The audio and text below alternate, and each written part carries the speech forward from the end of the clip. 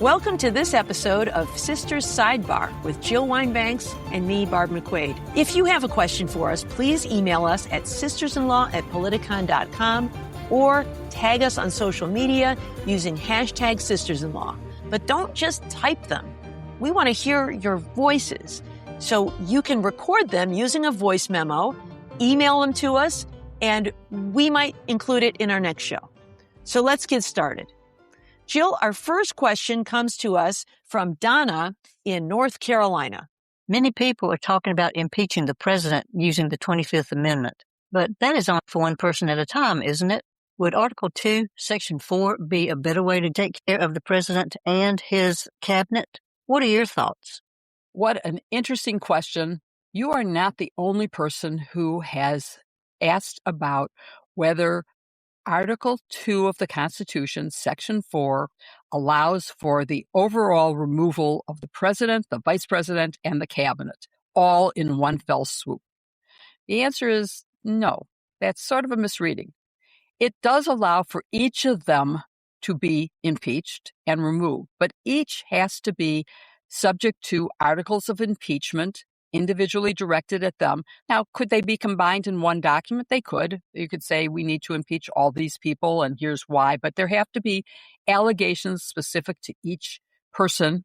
The Constitution allows all of the president, the vice president, and all official officers to be impeached, but they have to go through the process of a vote of impeachment and then a trial and conviction in the Senate. So does not differentiate. People think there's a difference between you can only impeach the president one way, but no, you can impeach the vice president and other officers the same way. But each has to have allegations against them, whether it's in one document or multiple documents. Barb, there's a great question from Smith that I'd like you to talk about. With the Hantavirus in the news, when can the government force an individual into quarantine or isolation? Oh, this is a good question. Smith, if that is your real name.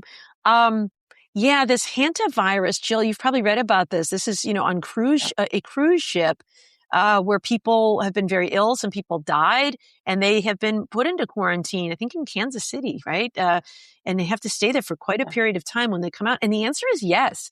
Both the federal government and every state has a law that permits mandatory government-ordered quarantine. And the reason for it in all of these cases, and they've been upheld, in times of public health crises, including COVID, we have seen challenges to some of these rules.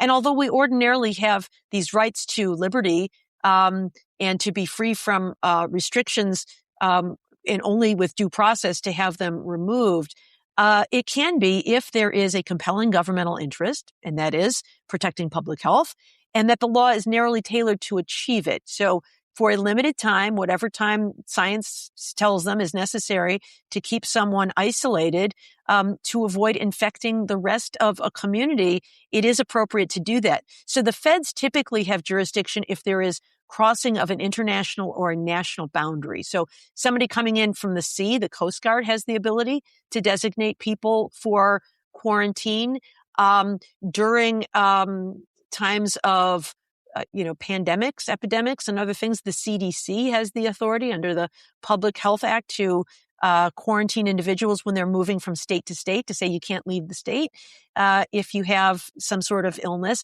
And then the states themselves have power within a state to order people quarantined for a period of time. So yes, as cruel as it may seem to come back after being stuck on a cruise ship, to then have to be in quarantine for a period of time is sometimes necessary to protect the rest of us from getting these illnesses. My passport just expired and I forgot about it, so I'm on an expedited basis applying for one. And my first reaction is I've got to get this application in fast enough that I do not have Donald Trump's picture in my passport. But is it legal? The answer is, yeah, it's legal. It's never been done. This would be the first time that a living president has put his picture in it. The passport as it currently exists does have, for example, Mount Rushmore engraved in it, which is deceased presidents, but no living president has ever been in the passport. And personally, I don't think it should be. In the same way the rule has been no coinage has had a living president on it. But as of now, it's not illegal. And if you want it, you can get it. I don't think anyone listening to this podcast is going to want it, but there will be people who are going to be happy to have it. And if you do it by mail, it does not happen automatically. If you go in person, I think you can opt out, but it is otherwise the default. Yeah, this whole idea of Donald Trump putting his face and name on everything it's vulgar, it's creepy, it's narcissistic, but you know what else it is? Yep. Is it's authoritarian. I can remember when I was in law school, one of my roommates it was during the time when there was a lot of unrest in the Middle East, and you would see these images of people walking around like carrying pictures of their leader.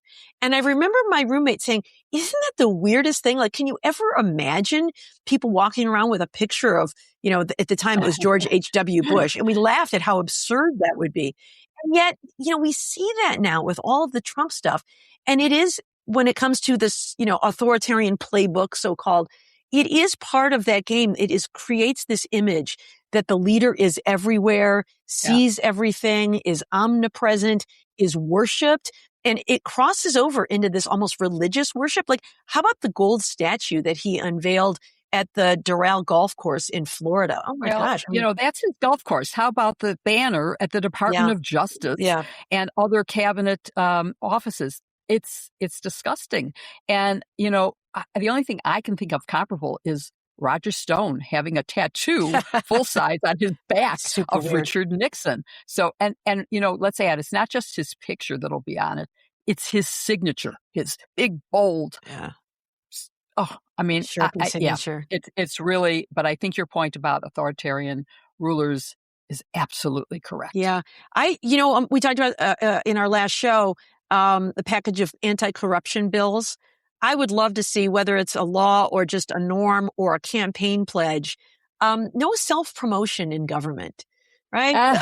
The personal like Kash Patel with the bourbon and all, bottle of bourbon with his name on it.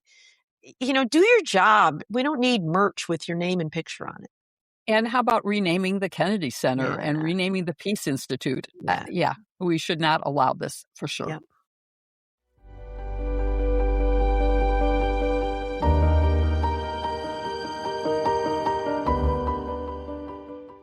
Do you keep switching skincare options, hoping something will finally click? That was until OneSkin's science-backed peptide was discovered by their female PhD scientists who founded the company and won us over. Since then, I've become a huge fan of their head-to-toe trio. I use the face and eye cream on my face, and then I use their body cream everywhere else. Now my skin feels smoother and softer with fewer dry patches, and the whole routine takes under 5 minutes. We recommend them all the time, and we keep hearing from our listeners how much they love the results. OneSkin's proprietary OS1 peptide is a total game changer. It's been extensively studied for its role in skin longevity and is proven to address a leading driver of visible skin aging, helping skin look and feel younger and healthier over time. Every time I use OneSkin, I give my skin a clear signal to repair damaged cells, support collagen production, and strengthen my skin barrier. Now, whenever I get dried out on planes or when the AC is blasting, I use OneSkin's OS1 face topical supplement to fight back against dryness. It's the perfect supplement for making your skin look fresh and keeping it ready for anything the day throws at you. With OneSkin, my skin feels so much smoother and way less stressed. Best of all, OneSkin's regimen works fast and the formulas feel amazing when you apply them. This isn't just our experience. OneSkin's results are backed by 4 peer-reviewed clinical studies and over 10,000 five-star reviews. And it's been recognized by Bloomberg as a leader in skin longevity. You really don't need a complicated routine to get healthier, younger-looking skin. Try them and find out for yourself. Born from more than a decade of longevity research, OneSkin's OS1 peptide is proven to target the visible signs of aging, helping you unlock your healthiest skin now and as you age. For a limited time, try OneSkin with 15% off using code SISTERS at oneskin.co/sisters. That's 15% off oneskin.co with code SISTERS. After you purchase, they'll ask you where you heard about them. Please support our show and tell them we sent you. The link is in the show notes.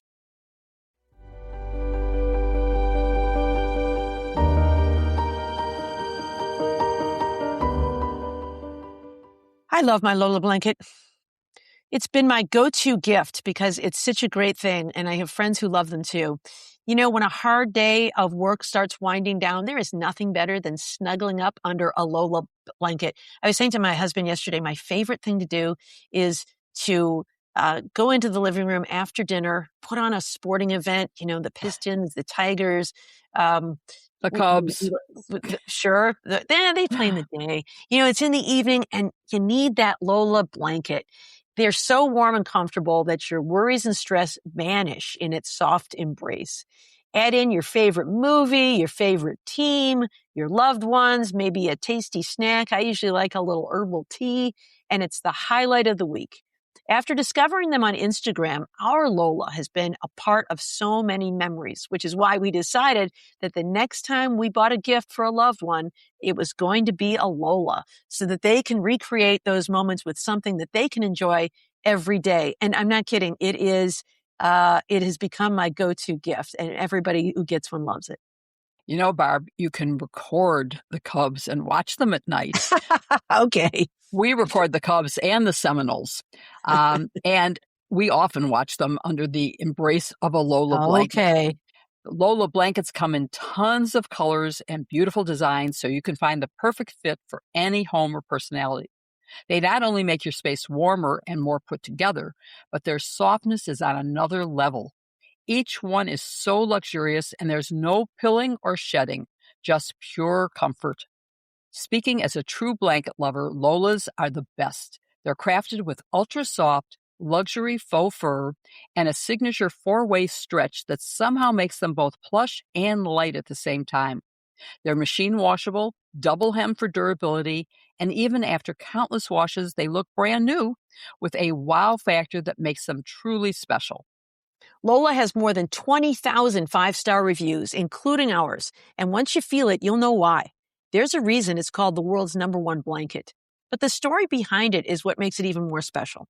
Lola was founded by two brothers, inspired by their mom, who found comfort in her favorite blanket while living with breast cancer. Later, she gave blankets like hers to her children so they'd always feel that warmth and love. To us, that makes each gifted blanket so much more special. Once you touch a Lola blanket, you'll know you've got a blanket for life. And for a limited time, our listeners can get 40% off select Lola blanket products with code SISTERS at checkout. Just head to lolablankets.com and use code SISTERS to get 40% off your order. After you purchase, they'll ask where you heard about them. Please support our show and let them know we sent you. Wrap yourself in luxury with a Lola blanket. The link is in our show notes.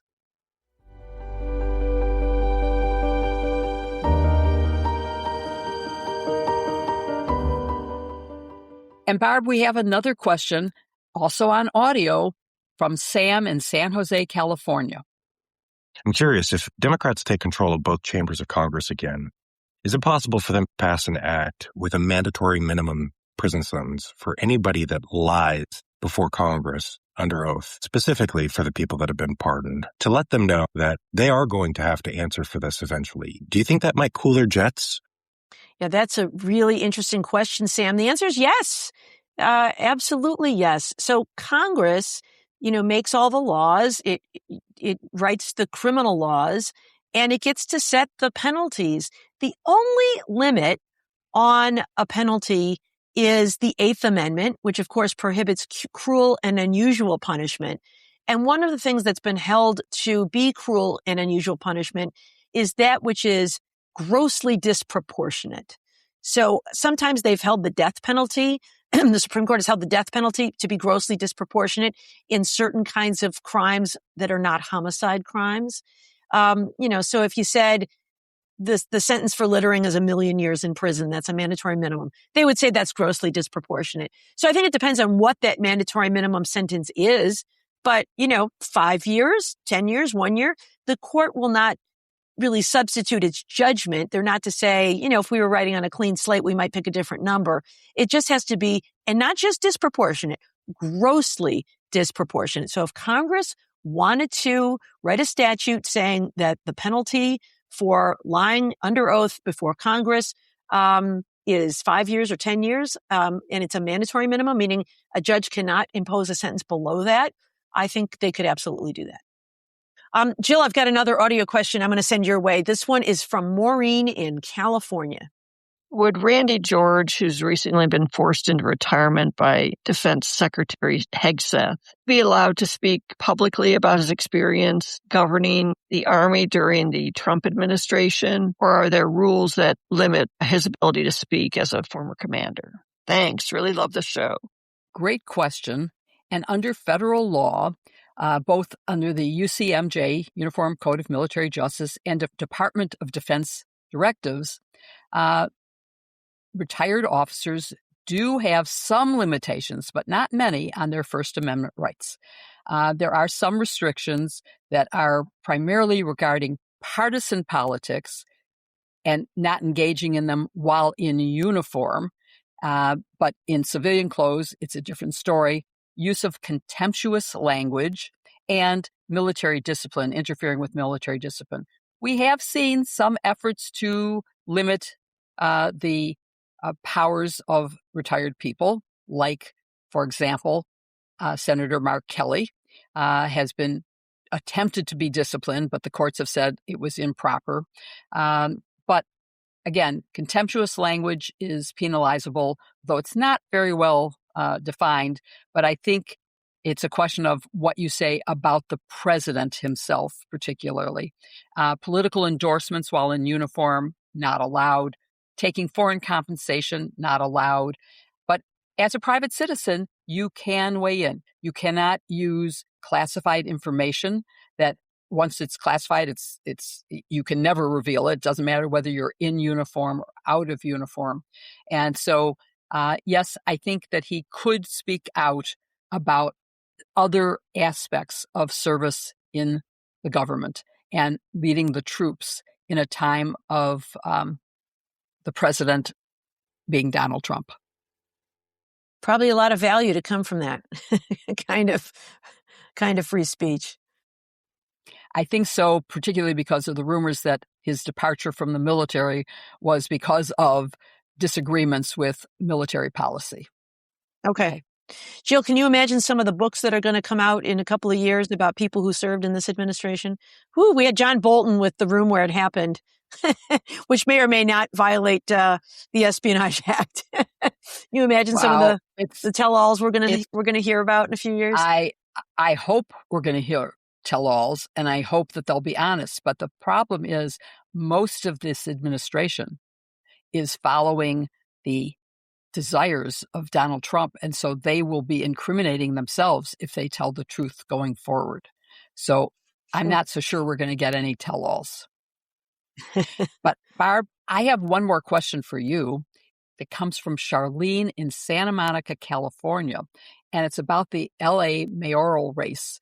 And as you know, my former podcast partner in iGen Politics has been a longtime employee of Mayor Bass, now a consultant to Mayor Bass. So I'm particularly interested in this question. And the question is, LA mayoral candidate Spencer Pratt is using AI to put the opposing candidates in his ads. Is there any legal restriction on this? That's such a fascinating question. Yeah, no, it is a fascinating question. And the answer is no. And I really think this is an area where we need to get our arms around legislatively. We've all seen AI generated content that, some of it's funny. Some of it makes, animals do funny things. I've mentioned before how I love those diaper diplomacy little videos where, they make some of our political leaders look like babies. I think they're just funny. But no. And I think there's some real harm that comes from this. I mean, one is it could be that some people get confused and think these are real. That is one of the harms. Yeah. There's another, though. I wrote this book on disinformation, and I've done a lot of research in this area. But one of the things it says is that it creates false memories for people. People may not remember where they saw something, even if they knew it was fake at the time. Months later, they recall an image of somebody engaged in some bad behavior, and it creates a negative impression about that person. And so there's a lot of damage that can be done with AI if unregulated. And so, what I would consider a modest proposal that I think would be really important to getting our arms around this is to have laws that require just labeling that something was AI generated. In the same way an ad says, I'm Spencer Pratt and I approve this ad. Just say, artificial intelligence was used to create this ad. That would at least allow people to be fully informed. So often the response to people who are advocates for absolute free speech is the best response to speech is more speech. Well, here's more speech, right? We're not telling you can't do it, but just label it so that voters and consumers are not confused by what they see. At least they know, okay, this is a fake and I should treat it accordingly. That seems like such a good and easy solution. I just noticed I was submitting a proposal for a YA book, young adult book, and in the form that is required, it says, was any part of this book generated by AI? Oh, I mean, that's a new question that I was surprised to see. And I think it's the right thing. But I have to say, I personally love the AI-generated dancing dogs. They are so cute, how they wag their tails to the music or mimic a diver doing a backflip and landing in a soft place. I love that. I love those. Those are my favorite AI things. And I don't care that they're fake. I know they're fake. Right. Well, that's the point. You look at it, they're fake, right? Yeah. But I think labeling would go a long way. Thank you for listening to this episode of Sisters Sidebar with me and Barb McQuade. Please keep sending us your great questions. We love them. And remember, you can send a voice memo by email, and then you'll hear your voice on the show.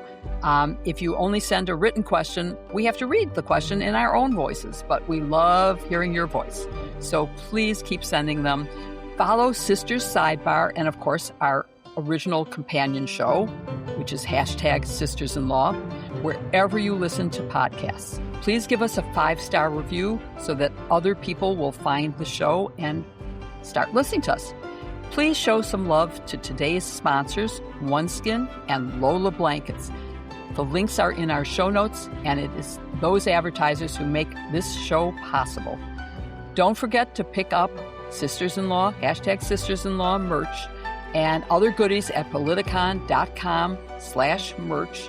And come back to see us every week on Wednesdays for Sisters Sidebar and on Saturdays for new episodes of #Sisters-in-Law. Thanks for being here today.